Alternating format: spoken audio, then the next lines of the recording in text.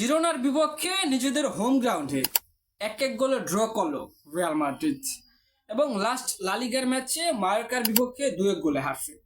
তো রিয়াল মাদ্রিদের এই খেলা দেখে আমার আসলে মনে হইতাছে যে রিয়াল মাদ্রিদ নিজেই আসলে বার্সেলোনাকে বলতেছে যে তোমরা আসলে লালিগ জিতো, আমাদের আসলে লালিগ দরকার নেই।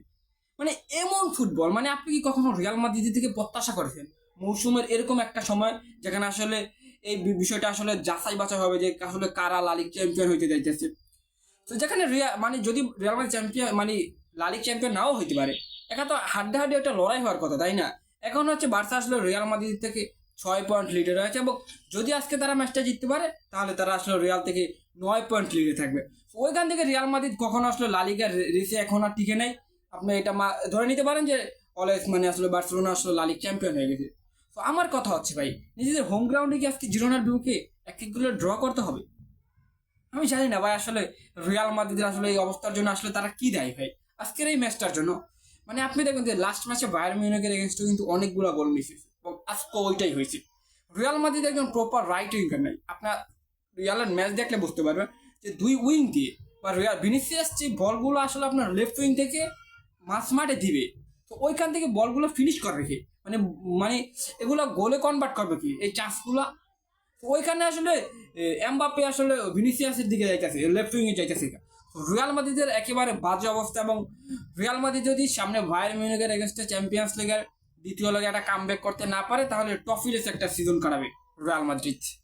সো আজকে আমি আপনাদের একটা কথা বলি, আমি জানি না আপনারা আমার এই কথার সাথে একমত কিনা, যে আমার এটা একজনে বলছিল যে ক্লিয়ান এমবাপ্পে রিয়াল মাদ্রিদে যদি আসে, মানে আসার পর যে এমবাপ্পেকে নিয়ে রিয়াল মাদ্রিদ কোনো ট্রফি জিততে পারবো না।